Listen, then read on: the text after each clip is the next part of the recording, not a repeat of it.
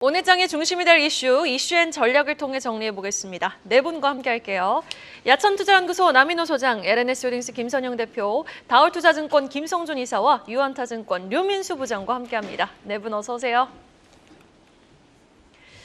자, 월요일 어린이날 휴장을 또 한 번 앞둔 금요일, 오늘 이 시간은요, 한국경제 성장률 전망치 소식으로 출발해보겠습니다. OECD가 올해 우리나라 경제 성장률 전망치를 종전 2.2%에서 2.6%로 대폭 상향 조정했습니다. 3달 만에 상승폭을 0.4%포인트나 높여 잡은 건데요.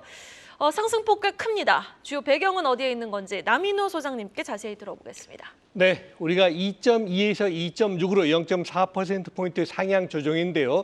야, 그게 그렇게 큰 거냐라고 생각하시는 분 계실 겁니다. 아닙니다. 매우 큽니다. 왜 그러냐면요. 국민소득 2만 달러 넘는 국가들 중에서 이렇게 경제성장률 GDP를 0.4% 올리는 것은 매우 드문 일입니다. 지금 우리 대한민국하고 미국이요. 거의 상위권에 랭크되어 있다고 보시면 됩니다.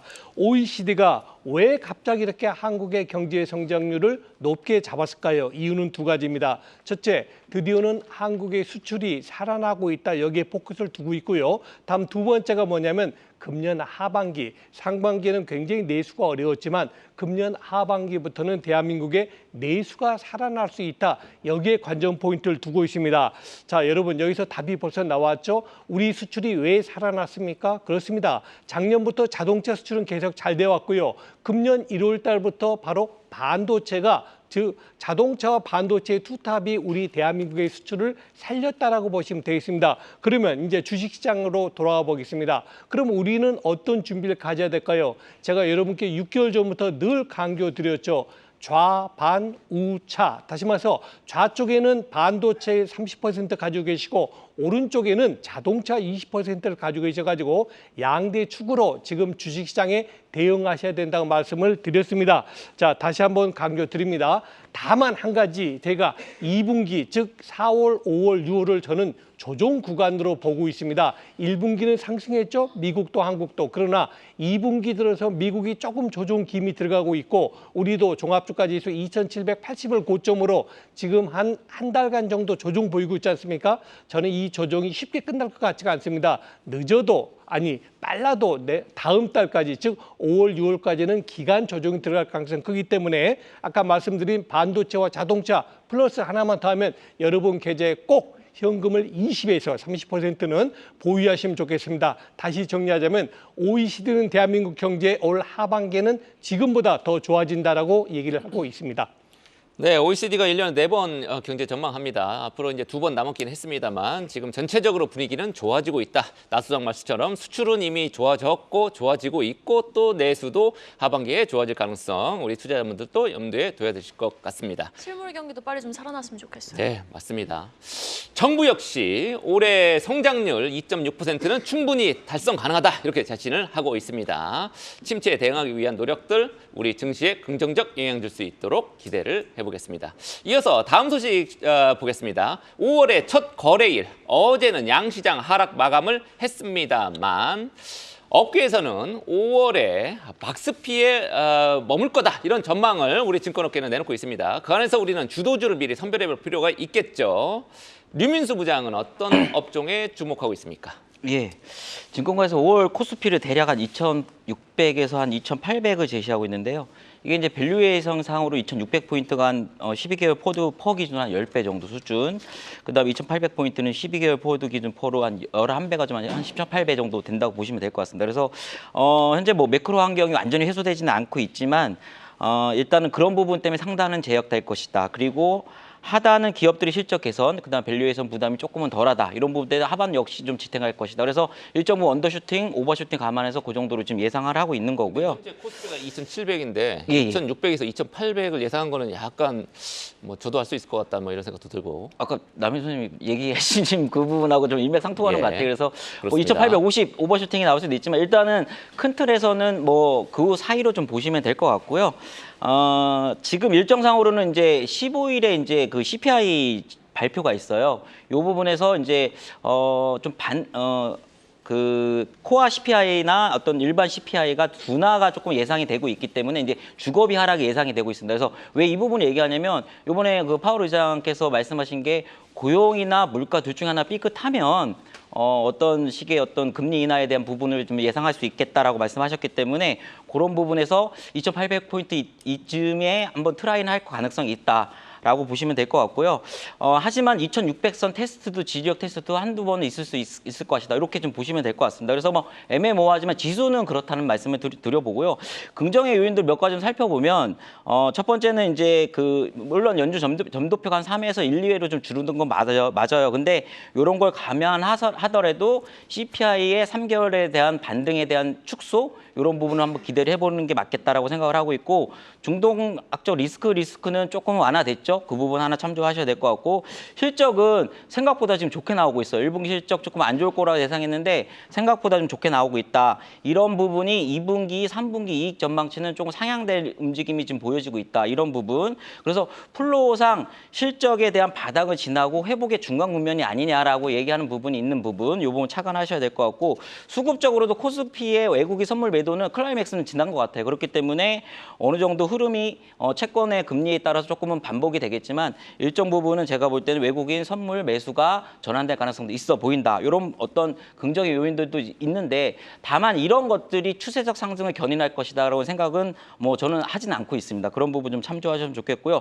정리해 보면 주식에 대해서 아주 공격적인 베팅은 지양을 하되 하지만 중립 이하의 포지션은 그것도 역시 좀 지양하는 게 낫겠다라는 생각을 하고 마지막으로 섹터를 좀 살펴보면 일단 아까 나왔듯이 전반부 실적의 베이스에 기반한 전자 그러니까 반도체죠. 반도체, 자동차 그다음에 죄송합니다. 반도체 그다음에 자동차, 전력기기 그다음에 화장품 이렇게 좀 보시면 될 것 같고 이게 이제 전반부고 이제 실적 시즌 즈음에는 좀 바뀔 것 같은데요. 제 예상으로는 후반부에는 이제 밸류 모멘텀들이 좀 강화가 될 것 같아요. 5월 말쯤에 그런 밸류 관련주들 그다음에 거긴 또 자동차가 또 포함될 수 있겠죠. 두 번째는 우주항공 모멘텀이 상당히 거셀 수도 있을 것 같습니다. 우주항공 쪽. 그다음에 이번 최근에 보면 실적이 안 좋은데 주가가 반등하고 있어요. 이런 거 부분은 뭐냐면 1분기에 소외됐던 소외주들 이쪽이 순환매가 예상이 된다. 그래서 이런 식의 어떤 가드라인을 정하셔서 한번 생각을 해보시면 좋을 것 같습니다. 언급은 화장품을 해주셨는데 자막으로는 화학주가 나갔거든요. 화장품입니다. 화장품입니까? 네, 알겠습니다. 석유화학 쪽은 그러면은 반등이어도 좀 일시적 반등에 그칠 것이다. 예, 하반기는 좀 그러니까 아까 소외주에 말씀드렸는데 그게 화학주인가요? 화학, 철강, 네. 2차전지 뭐 이런 것들이 하반기에는 좀 개선될 수 있을 것 같다 이렇게 생각을 하고 있습니다. 네, 알겠습니다. 자, 5월 긍정적인 요인 하나씩 꼽아주시면서 주목해볼 만한 업종도 선별을 해주셨습니다. 자, 그럼 이번엔 배터리 업계로 한번 시선을 돌려볼까요? 글로벌 전기차 수요 둔화에 국내 배터리 3사의 실적들은 일제히 좀 악화가 됐습니다. 뭐 우리가 예상했던 부분이죠. 캐즘에 대응하는 3사의 투자 전략이 지금 엇갈리고 있는데요. 각 배터리사들의 돌파구 어디서 찾았는지 이번엔 김성준 이사님과 함께 확인해 보도록 하겠습니다. 네, 일단 뭐 실적을 좀 점검을 해보면은 LG 에너지 솔루션 같은 경우에는 매출은 늘었습니다. 매출이 6.1조로 한 30% 가량 늘었는데 이익이 한 75% 정도 급감을 했고요. 특히 이제 세액공제 혜택을 제외하면은 오히려 적자 전환이 될 정도로 수익성이 많이 좀 악화가 된 모습이고요. 상대적으로 이제 삼성 SDI가 좀 선방을 했는데요. 매출은 4% 정도 감소, 이익은 한 25% 정도의 감소 수준, 나름의 선방한 모습 보였었고, 반면에 이제 SK온 같은 경우에는 3,300억대 적자를 1분기에 기록을 했는데요. 이 적자폭이 작년 동기 대비는 조금 줄어들었는데 매출은 이제 거의 반토막 수준까지 지금 급감하는 모습을 좀 보였습니다. 근데 좀 특이한 것은 이제 삼성 SDI가 기존에는 이제 보수적인 전략을 많이 취해 왔었는데 이번에는 오히려 투자를 그대로 유지를 하겠다라고 발표를 했어요. 이제 작년에 4조 2천억 정도 투자했는데 올해 예상이 6조였는데 그대로 그냥 집행을 해서 투자하겠다 발표를 한 반면에 LG 에너지 솔루션은 이제 11조를 원래 투자를 예정이 돼 있었는데 일단 줄이겠다고는 했었는데 구체적으로 얼마큼 줄이겠다라는 표현까지는 하지 않은 상황이고 SK온도 이제 7조 5천억 정도의 투자 규모를 이제 기간을 좀 늘려가면서 좀 천천히 투자는 하겠다, 그대로 하겠다라는 발표를 했습니다. 일단 이제 기대하는 것은 이제 하반기에 이제 신차 관련된 이런 이슈들을 좀 기대를 하는 부분들인데요. 먼저 GM 같은 경우는 이제 이 공장이 이제 가동이 됐죠. 이제 얼티엄 세일즈가 이제 가동이 시작이 됐습니다. 그래서 그리고 또 이제 하반기에는 또 이제 그 LG 에너지 솔루션의 스텔란티스도 또 시작이 됩니다. 그렇다면 이제 세액 공제를 많이 좀 받을 수가 있겠죠. 그런 쪽에서의 기대감이 있는 부분들이고요. SK온 같은 경우에도 현대차의 이제 조지아 공장을 비롯해서 뭐 포드, 아우디 같은 경우도 이제 신차를 하반기에 내놓을 거다라고 발표를 한 바 있으니까 거기에 대한 기대를 좀 하는 것인데요. 일단 제가 좀 주목하는 것은 최근에 자동차 판매량이 조금 좀 이게 일시적인 현상이 아니라 하이브리드카 중심으로 판매가 늘어나고 있다는 부분들을 다시 한번 좀 점검을 해봐야 될 것 같은데요. 현대차가 최근에 하이브리드카로 매출 성장을 좀 이뤄냈었는데 이번에 토요타가 상당히 좀 강력한 라인업을 갖추어가면서 또 엔저 효과까지 어우러지면서 사상 최대의 판매를 이번에 미국 시장에서 좀 했습니다. 그래서 이제 7만 대를 넘게 팔았고요. 현대차는 10,000대 정도를 팔았습니다. 근데 전체적으로 친환경차의 판매는 늘고는 있는데 순수 전기차보다도 이 하이브리드카 중심의 이런 성장률이 미국에서도 되게 좀 나타나고 있는 부분들이기 때문에 아무래도 이제 순수 전기차 영역보다도 좀 그 셀이 좀 적게 들어가는 부분들이 더 좀 커지는 현상들이 이게 일시적 현상이 아니라 고착화되고 있다는 점들은 어떻게 보면은 배터리 업계한테도 일정 부분은 좀 부담스러운 요인이 될 수도 있겠다라는 점도 같이 한번 보시면 좋을 것 같습니다. 네, 배터리 업계 올해부터 이제 인플레이션 감축법 첨단 세액 공제 본격적으로 이제 반영이 됩니다. 배터리 업계 하반기에는 실적이 좀 나아지는 것 우리가 주목해서 보겠습니다. 계속해서 다음 소식 살펴보겠습니다. 정부의 밸류업 프로그램 2차 가이드라인이 어제 발표됐습니다. 이번에도 역시 핵심 유인책에 대한 구체적인 내용이 제시되지 않았다. 이렇게 좀 전에도 말씀을 드렸었는데 그래서 실망 매물이 쏟아졌습니다. 외국인과 기관 매도세가 두드러졌는데요. 자, 어제 밸류업 관련주들 흐름 우리 투자금융업계에 몸담고 있는 우리 김선영 대표 어떻게 보셨습니까? 일단 뭐 이런 이슈 나오게 되면 제일 정확한 거는 이제 시장의 반응이라고 보시면 될 것 같습니다. 외국인이 왜 팔았을까? 일단 여기서부터 우리는 생각해 볼 필요가 있을 것 같은데 우리가 사실 어느 정도 기대를 좀 모으고 있었죠. 이제 총선 끝나고 나서 이제 첫 번째 나오는 이 세미나였었는데 일단 제가 준비한 이유는 둘 중에 하나일 겁니다. 굉장히 좋았거나 아니면 굉장히 나빴거나. 네, 저는 후자라고 말씀을 드리고요. 일단 다른 것보다 저는 핵심은 이제 자율이다라는 표현을 썼습니다. 자율. 딱 저는 자율이라는 단어 보자마자 이거 뭔가 컨셉 굉장히 잘못 잡고 있다. 라는 그런 생각부터 들었었는데 지난 2월 달에 열렸던 1차 세미나에서 이제 인센티브 제도를 통한 자발적 참여 유도 이게 자발적으로 될 것 같았으면 왜 수십 년 동안 안 됐을까라는 일단 질문을 먼저 드리고요. 뭐 그냥 그때는 제가 그냥 그래 오케이 1차니까 뭐 2차, 3차 되면서 강화하면 되지라는 생각으로 넘어갔습니다. 왜냐하면은 일본 같은 경우도 2015년부터 2023년까지 총 한 28번 정도 민간 합동 회의를 했었거든요. 그렇기 때문에 이제 우리는 첫 번째니까 두 번째는 괜찮겠지라고 했지만 두 번째, 첫 번째랑 똑같았습니다. 뭐 큰 차이, 조금 차이 있겠지만 뭐 큰 차이 없었다라고 좀 보고 있고요. 정령 자율로 될 것 같았으면 뭐 제가 말씀드렸던 것처럼 이미 됐겠죠. 근데 이번에 보니까 당근과 채찍에 대한 밸런스를 잘 맞춰야 되는데 제가 봤을 때 거의 당근 비율이 80에서 90%입니다. 뭐 자녀 키워본 보신 분은 아시겠지만 이거 해주면 이거 해줄게, 이거 해주면 이거 해줄게 한계가 있습니다. 하다가 보면 어느 순간인가 이제 말이 안 먹히기 시작하거든요. 그러니까 저는 충분히 지금 오늘 시점에서는 채찍에 대한 얘기를 좀 했었어야 됩니다. 왜냐하면 일본도 채찍에 대한 걸 잘 맞춰갔기 때문에 그렇게 됐다고 좀 보고 있고요. 일단 일본보다 많은 밸류업 인센티브가 있다. 그래서 미흡하지 않다라고 하는데 많이 퍼주니까 미흡하지 않다. 이거는 논리에 맞지가 않아요. 이게 진짜 중요한 게 아니고 기업의 자율성 좋습니다. 저도 시장 경제 굉장히 응원하는 사람으로서 자율성이 좋긴 좋은데 기본적으로 자율성이라는 건 자유라는 거는 강력한 법 규범이 밑에 깔려 있는 상태에서 위에 이제 자율성이 이제 확보되는 거지. 이게 그냥 오픈돼 버리면 분명히 문제가 언젠가 발생할 수 있거든요. 그래서 법으로 강력하게 모든 기업들이 지켜야 되는 기본적인 걸 일단 많이 좀 깔아놓은 상태에서 그 위에 자유를 얹어줘야지 뭔가 확실한 법안이 되는데 많이 부족한 것 같습니다. 자칫 잘못하다가는 이제 기업 가치 제고 계획의 핵심 내용 빠질 수 있는 부분인데 이게 앞에서 말씀드린 것처럼 저도 저희 딸들한테 이거 숙제하면 이거 사줄게 이거랑 사실 별로 다를 게 없거든요. 그래서 숙제는 그냥 아주 기본적으로 니들이 하는 거라고 깔아놓고 나서 나머지 추가 공부에 대해서 우리가 뭐 했을 때 뭐 해줄게 이런 식으로 가야지 이거 조금 애매한 애매한 것 같습니다. 인센티브도 잘 써야 된다는 말씀 한번 좀 드리고요. 특히 이제 각 기업별 밸류 개선 성과 보고에 대한 부분, 이게 공시를 강제화하지 않겠다라고 하는데 이거 조금 강제화할 필요 있습니다. 저는 그렇게 생각하고 있고요. 그리고 앞에서 말씀드린 제일 중요한 대로 2019년부터 2023년도까지 이제 28회 걸친 민간 합동회의를 일본이 했습니다. 그래서 회의록도 일본의 금융청이나 도쿄 금융거래소에 굉장히 좀 오픈 이제 웹사이트에 투명하게 공개가 되어 있거든요. 그래서 저는 투명성, 강제성 이거 두 개는 있어야 된다 생각합니다. 그리고 좀 안타까웠던 거는 세제 지원 방안인데 이제 주주 환원 확대 시에 법인세나 뭐 배당 소득세 낮춰주겠다. 근데 이거 상법 개정하는 거 되게 오래 걸리거든요. 그러니까 이걸 좀 빨리빨리 해줘야지 되는데 이게 앞으로 시간이 좀 많이 걸릴 것 같습니다. 근데 앞으로 어떻게 되는지 우리가 좀 계속 모니터링을 하면서 잔소리를 할 거 하면서 좀 지켜볼 필요가 있을 것 같다는 말씀드리겠습니다. 네, 이번에도 핵심 유인책에 대한 구체적인 방안은 제시되지 않았는데요. 뭐 긴 호흡으로 지켜볼 필요가 있다라고 말을 하는데 이렇게 긴 호흡이면은 뭐 산소 부족되는 거 아닙니까? 상법 개정만 해도 몇 년 걸려요.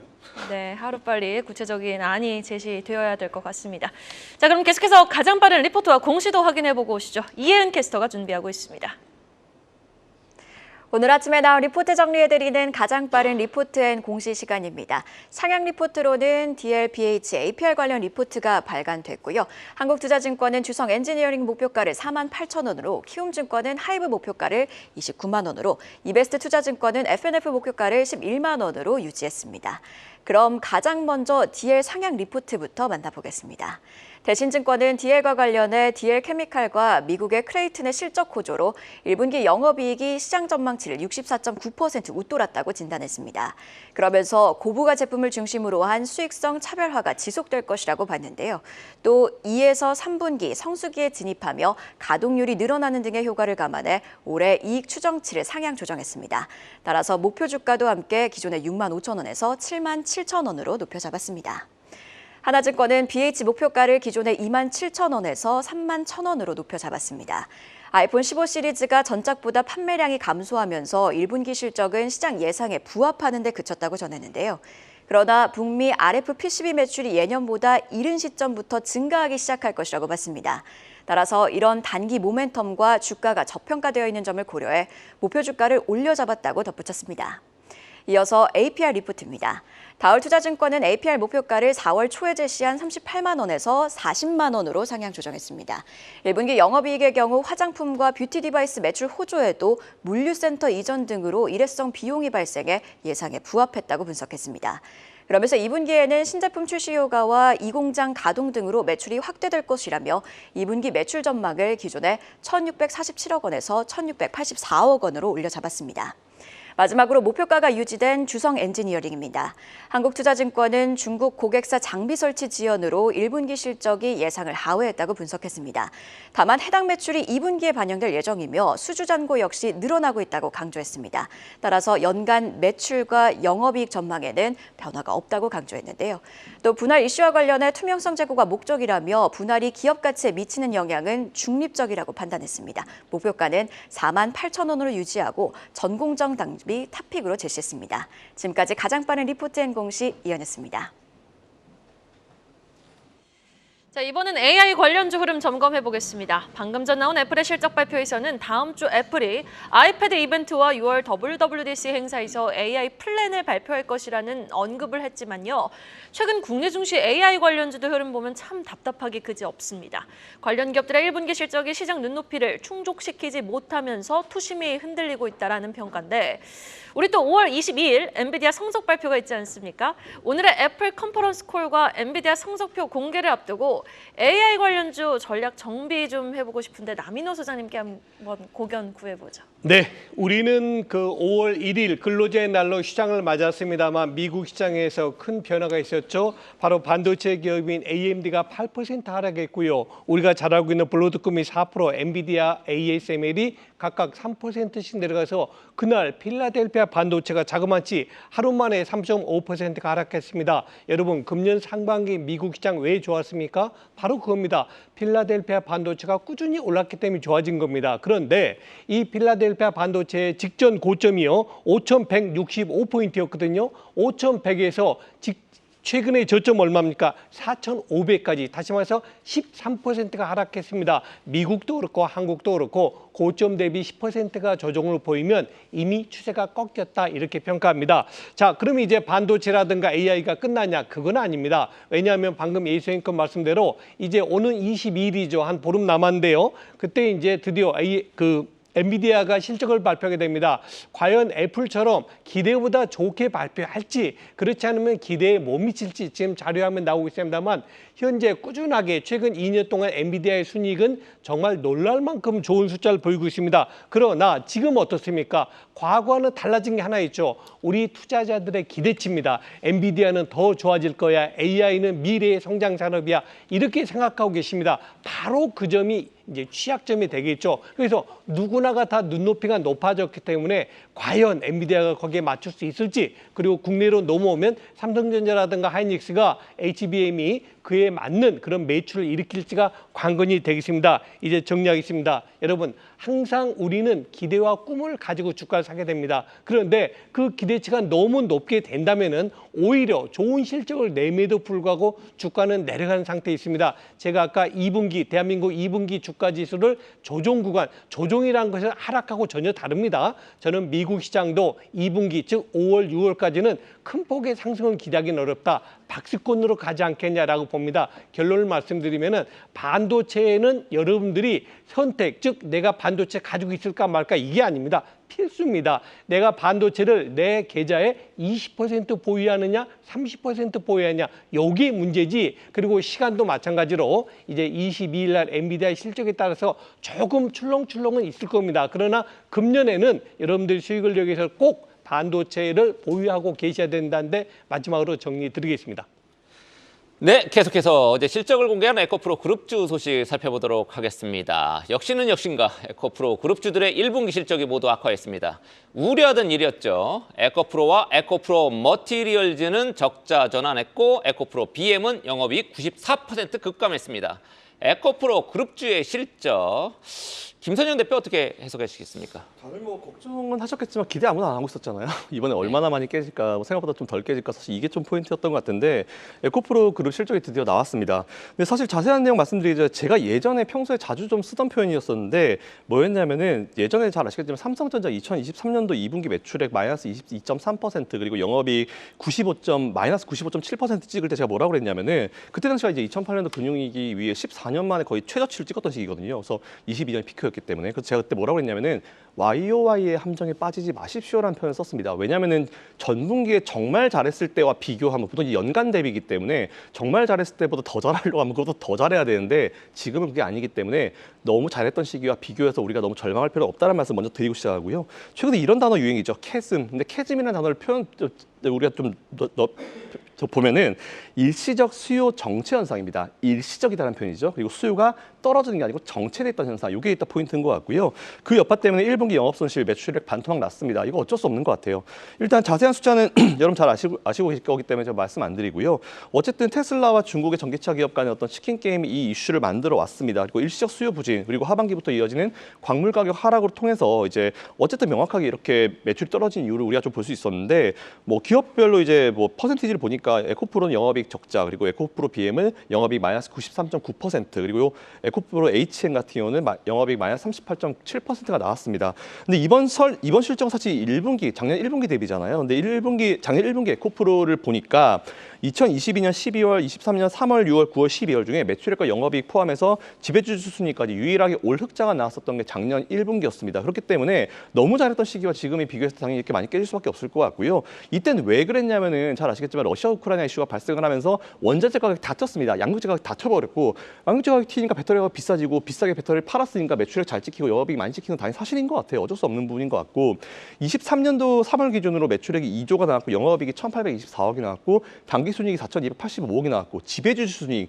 유일한 흑자식인데 이때 당시 지배주주 순이익이 3,688억이 나왔습니다. 이게 포인트인 것 같아요. 어쨌든 유보율도 13,000% 정말 영업이익률 8.83% 잘 나왔던 시기이기 때문에 가장 피크 시기와 이번 시기는 비교가 되었다. 그렇기 때문에 이런 마이너스 퍼센티지는 의미가 없는 것 같고요. 저는 그냥 딱 한 말씀. 앞에서 삼성 SDI는 지금 상황에서 투자 유지한다 그러잖아요. 에코프로도 정도 투자를 유지를 하시면은 나중에 시장 점유율을 차지할 때 정말 중요한 좋은 위치에 있을 것 같다라는 그런 말씀드리고 투자는 그대로 유지하시라는 말씀드리겠습니다.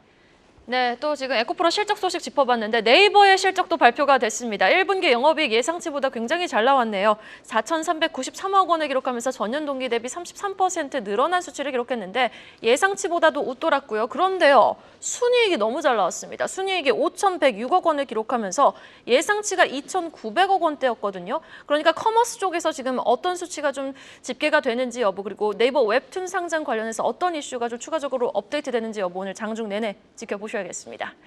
자, 이어서 오늘의 마지막 이슈입니다. 5월 국내 증시 전망으로 마무리해 볼 텐데요.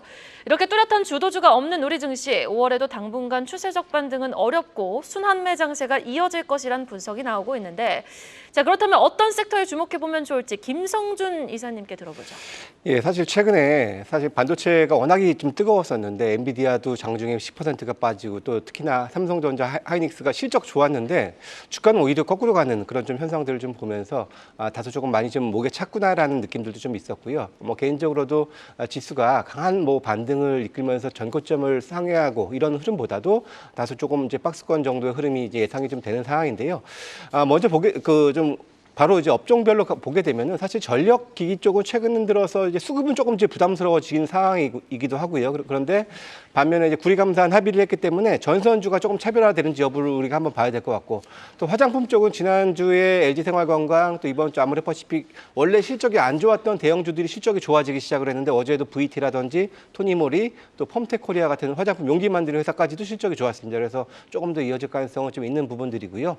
거기에다가 이제 우주항공 관련해서도 아까도 한번 말씀을 해주셨습니다만 단순하게 우주항공청이 27일 날 출범한다라는 소식 이외에도 이제 저기도 위성통신 R&D 관련해서 이제 정부 예산이 대략 4,800억 정도가 들어가는 그런 사업의 예비 타당성 조사 결과가 이번 달에 발표가 됩니다. 아마도 우주항공청 출범 이전에 나올 텐데요. 이거 관련해 가지고도 또 이제 그동안에 이게 세 번째 도전인데 이번에는 통과 가능성이 상당히 좀 높다라고 좀 점치고 있는 상황입니다. 그래서 이런 것들이 우주항공 관련해서 먼저 한 번 더 이런 조금 붐이 일 수도 있다라는 부분들 볼 수가 있고요. 마지막으로 중국 관련해서도 뭐 최근에 이제 글로벌 텍스트리가 이제 프랑스의 가맹점 하나가 좀 문제가 생겨서 뭐 주가가 상당히 좋지 못했습니다만은 관련주들이 있습니다. 뭐 이제 카지노라든지 호텔 이런 부분들도 같이 한번 본다면은, 왜냐하면 고환율에 대해서는 분명히 좀 그 수혜가 될 수 있는 쪽이기 때문에 그런 쪽의 틈새를 계속해서 한번 노려보는 전략 말씀드리도록 하겠습니다.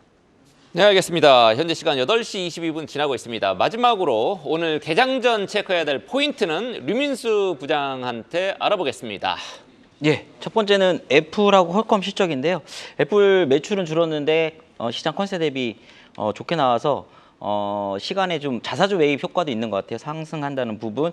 아무래도 이제 6월에 이제 개발자 연례 회의가 있는데 여기서 아마 AI 관련 지각생이지 않습니까? 빅테크 중에서 AI 관련 얘기를 할 큰 발표 계획이 있다, 이런 부분 참고하셔야 될 것 같고, 여기 관련주는 LG이노텍 최근에 주가 흐름 좋은데요. LG이노텍 잘 보시면 좋을 것 같고, 퀄컴 같은 경우도 대표적인 모바일 AP 업체이지 않습니까? 실적 좋게 나왔습니다. 이거는 교체 수요가 아주 과격하게 일어나는 거, 과감하게 일어난 건 아니지만 개선하고 있다라는 이 증거 보시면 될 것 같고, 두 번째는 주성 엔지니어 인적 물적 분할인데요.